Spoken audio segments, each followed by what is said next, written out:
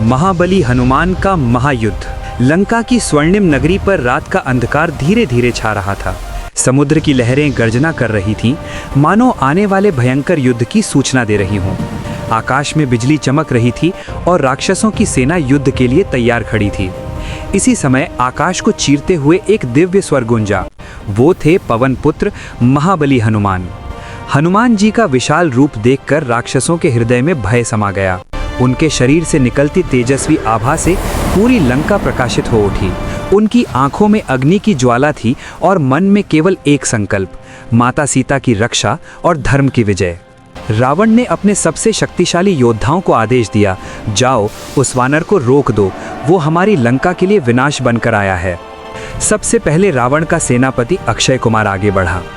वो गर्व से बोला, हे वानर, तूने लंका में प्रवेश कर बहुत बड़ा अपराध किया है, अब तुझे मृत्यु का सामना करना होगा। हनुमान जी मुस्कुराए और बोले, मैं राम का दूत हूँ, अधर्म का अंत करना ही मेरा धर्म है। यह कहते ही अक्षय कुमार ने अपने धनुष से तीव्र बाणों की वर्षा शुरू कर दी। आकाश बाणों से भर गया, लेकिन हनुमान जी ने अपने वेग से उन सभी बाणों को निष्फल कर दिया। उन्होंने एक ही छलांग में अक्षय कुमार को पकड़ लिया और उसे भूमि पर पटक दिया। पृथ्वी कांप उठी और अक्षय कुमार का अंत हो गया। अब रावण क्रोधित हो उठा।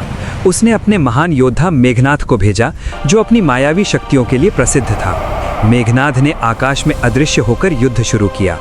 वो कभी इधर से वार करता, कभी उधर से। पूरा वातावरण भ्रमित हो गया। हनुमान जी ने अपनी आंखें बंद की और प्रभु राम का स्मरण किया। अचानक उनका शरीर और भी विशाल हो गया। उन्होंने जोर से गर्जना की, जिससे आकाश गूंज उठा। उनकी गर्जना से मेघनाद की माया टूटने लगी। मेघनाद ने क्रोधित होकर ब्रह्मास्त्र का प्रयोग किया। उस दिव्य अस्त्र की शक्ति इतनी प्रबल थी कि देवता भी उससे भयभीत हो जाते थे। हनुमान जी जानते थे कि ब्रह्मास्त्र का अपमान करना उचित नहीं होगा, इसलिए उन्होंने स्वयं को उस अस्त्र के प्रभाव में आने दिया।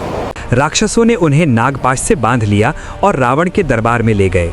रावण ने हनुमान जी को देखा और हंसते हुए कहा, हे वानर, तूने मेरी लंका में घुसकर बड़ा अपराध किया है, अब तुझे अपने प्राणों से हाथ धो बैठेगा।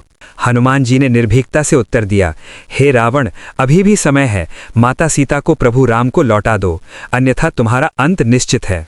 रावण का क्रोध चरम पर पहुंच गया। उसने आदेश दिया कि हनुमान की पूंछ में आग लगा दी जाए। राक्षसों ने हनुमान जी की पूंछ में कपड़े लपेटकर उसमें आग लगा दी, लेकिन वे नहीं जानते थे कि ये उनका सबसे बड़ा भूल था। जैसे ही आग लगी, हनुमान जी ने अपने बंधनों को तोड़ दिया। उनका रूप पर्वत के समान विशाल हो गया। वो एक भवन से दूसरे भवन पर कूदने लगे। उनकी जलती हुई पूंछ से पूरी लंका में आग फैल गई। स्वर्णिम महल जलने लगे। राक्षस भयभीत होकर भागने लगे। आकाश में धुआं छा गया और चारों ओर हाहाकार मच गया।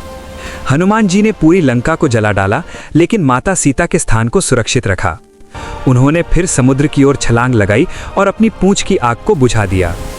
इसके बाद वे अशोक वाटिका पहुंचे, जहां माता सीता बैठी थीं। उन्होंने विनम्रता से उन्हें प्रभु राम का संदेश दिया और उनकी अंगूठी प्रस्तुत की। सीता जी की आंखों में आशा की किरण जाग उठी।